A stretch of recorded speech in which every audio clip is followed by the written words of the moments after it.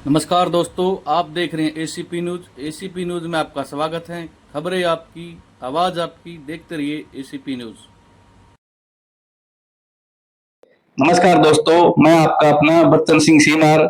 ACP news देख रहे हो आप। तो आज हम पंचशील आरोग्य धाम में आए हुए हैं और वैद्य भारती जी से मुलाकात कराते हैं। जानना चाहेंगे कि किस प्रकार से ये वैद्य बने।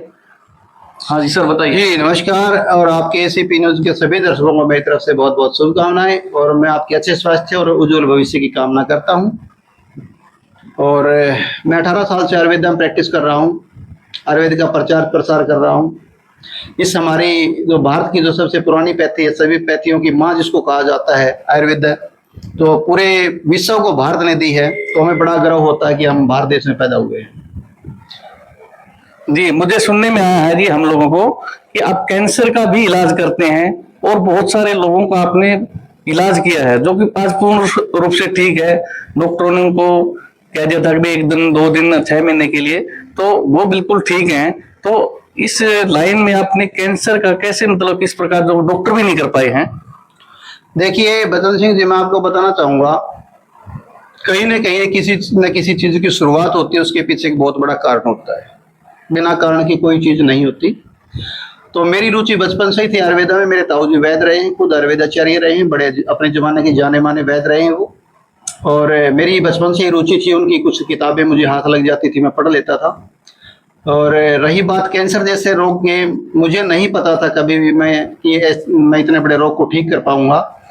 उसमें एक मेरी जिंदगी में एक घटना घटी थी कि 2010 में मेरी बेटी को कैंसर हो गया था और डॉक्टरों ने उसको कह दिया था कि अब ये नहीं बच पाएगी। इसके दौरान मैंने लाखों रुपए उसके ऊपर खर्च भी कर लिए, लेकिन फिर भी मैं उसको बचा नहीं पाया था। तो ये टीस मेरे दिमाग के अंदर कहीं ना कहीं थी कि एलोपैथी के इतने बड़े बड़े डॉक्टर हैं, लाखों रुपए मैंने खर्च कर दिए, उसके बाद भी इलाज नहीं हो पाया। तो क्यों मैं इसके लिए कुछ करूं।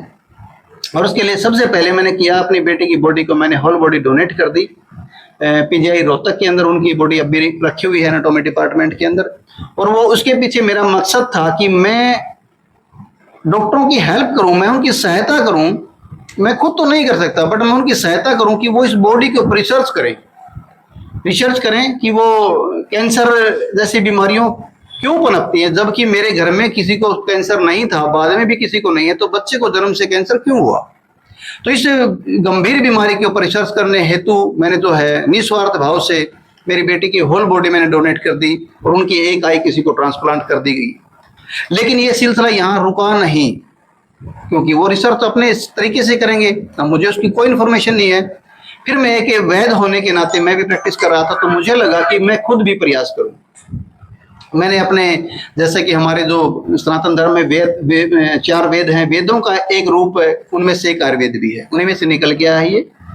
तो मैंने उसको पढ़ना शुरू किया, जैसे तैसे मैं थोड़ा थोड़ा मेरा इंटरेस्ट बढ़ता रहा और मैंने एक संकल्प ले लिया मैंने कि हाँ, मैं बहुत बड़ा कोई वैद्य नहीं, बहुत बड़ा पढ़ा लिखा नहीं हूँ, लेकिन फिर भी मैं कैंसर के लिए प्रयासरत रहूंगा और मैं इसका इलाज ढूंढूंगा। कुछ लोगों को पागलपंथी लगी, मेरी पागलपन सा लगा, घर वालों को भी लगा, डॉक्टरों को मेरे साथी कह रहे थे कि आप छोड़ दीजिए वैद्य जी, कुछ पुड़िया दे के त्रिफला हरड़ बेड़ा अवला दे के कुछ रोजी रोटी कमा रहे, यहाँ तक सीमित रहे। बट मेरे अंदर एक चीज थी कि मैंने अपने बेटे को खोया था और उसका दर्द को मैं भुला नहीं पाया था। और साथ के साथ फाइनेंशियली इतना परेशान था मैं पैसे के लिए कि जो मैंने बेटी के ऊपर खर्च किए, मुझे अपना घर तक बेचना पड़ा था। तो ये मुझे एक मोटिवेशन मिली, मुझे एक प्रेरणा मिली। जैसा कि मैंने इस फोटो के ऊपर प्रेरणा लिखा हुआ है।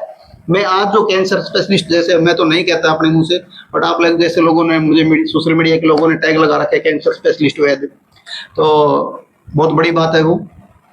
तो आयुर्वेद में सबसे पहली बात मुझे बस यही चीज लगी कि मैं इस पे कुछ ना कुछ रिसर्च करूं और मैं इसके लिए मैंने अध्ययन करना शुरू किया, हमारे जो आयुर्वेद के ग्रंथ हैं। और साथ के साथ मैं हिमाचल की तरफ चला गया और 6 साल तक मैं अपने घर नहीं आया। 6 साल के दौरान मेरे घर परिवार में जो भी अप्रिय घटना घटी है, डेथ हुई है, या कोई अच्छा शगुन हुआ है, जैसे कि शादी हुई है, तो मैं किसी भी शगुन में नहीं गया और अप्रिय घटना घटी मैं वहां भी नहीं गया। तो 6 साल की रिसर्च के दौरान मैंने कभी बाल नहीं कटवाए, दाढ़ी नहीं कटवाई।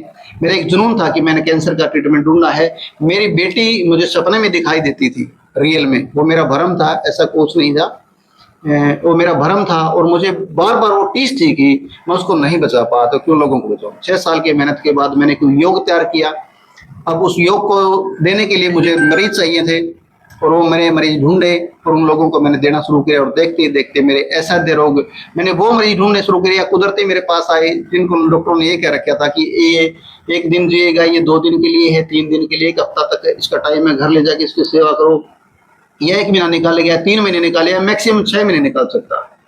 उन लोगों के ऊपर मैंने उन दवाइयों, जो योग मैंने बनाया था आयुर्वेद का प्योर पवित्र तरीके से, सात्विक तरीके से, वो मैंने उनको दिया और उसका परिणाम ये आया कि 5.5 से 6 महीने में कैंसर के रोगी ठीक होने लगे। वो रोगी जिनको डॉक्टर डेड घोषित कर चुके थे, और इतने कम पैसे में कि उनका अगर मैं देखूं तो 10% भी नहीं है। वो उन डॉक्टर्स की खर्चे की बात करूं मैं, 30-50 लाख रुपए लगा देते हैं, उनका 10 से 20% खर्च मात्र से ही वो रोगी ठीक हो गए। और ठीक होने का मतलब सिर्फ तीर तुक्का नहीं, 100% आधुनिक चिकित्सा जो हमारी, उसने उसको ये क्लीन चिट दे दी कि इन रोगियों को अब कोई कैंसर नहीं है। इस दौरान उनकी कोई दूसरी पैथी में दवाई भी नहीं चल रही थी।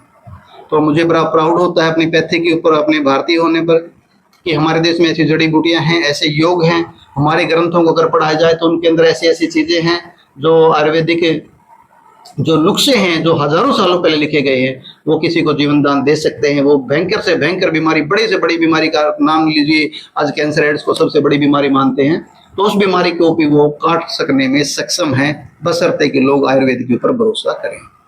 तो ये मेरी प्रेरणा मुझे अपनी बेटी से मिली और इंटरेस्ट मेरे ताऊ जी की कुछ पुरानी किताबें पढ़ने से मुझे मिला, और यहाँ तक का सफर तय किया। मैंने आज 35 के लगभग पेशेंट जो है 3rd और 4th स्टेज की ठीक करी है, और 90+ मैंने कैंसर के मरीजों के ऊपर जो मैंने ठीक किए हैं। और आज लगभग 200 से 300 मरीज ऐसे हैं जो मेरे रनिंग में चल रहे हैं जिनका इलाज, और जिनमें से जर्मनी तक के भी मेरे पेशेंट हैं, और ऑस्ट्रेलिया, जो यहाँ अपने देश के ऑस्ट्रेलिया में रहते हैं या USA में रहते हैं, वहाँ की भी दवाइयाँ मेरे पास यहाँ से जा रही हैं।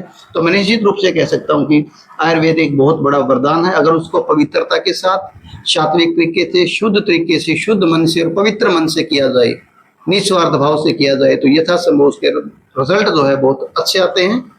और मैं आपके चैनल के माध्यम से बस इतना ही कहूँगा कि भ्रामक प्रचार से बचें। आजकल बहुत सारी एडवेड आ रही हैं, ऐसे कर देंगे, वैसे कर देंगे, इस तरह भी अपने बच्चों को बचाएं, उन चीज़ों से बचें। अनुभवी योग रजिस्टर्ड डॉक्टर, एक्सपर्ट की सलाह लें, और नीम हकीम खतरा जान वो कहावत है, तो प्लीज ऐसे ना करें। अनुभवी लोगों से ही राय लें और जांच परख कर चुनें, और अपना आयुर्वेद के ऊपर भरोसा कर सकते हैं, मैं इतना विश्वास दिलाता हूँ आपको। दोस्तों, देखा आपने, एक साधारण सा दिखने वाला व्यक्ति आज वैद्य भारती, पहले जितेंद्र भारती के नाम से हम लोग जानते थे, आज वैद्य भारती हैं, और इनका नाम पूरा प्रसिद्ध हो चुका है कि कैंसर का असाध्य रोग भी ठीक कर देते हैं कुछ ही दिनों में। तो ये बेटी है प्रेरणा, इसकी प्रेरणा लेके, और उन्होंने मतलब है कि इस और कदम रखा, इसमें वैद्य बने, और आज लोगों की सेवा कर रहे हैं।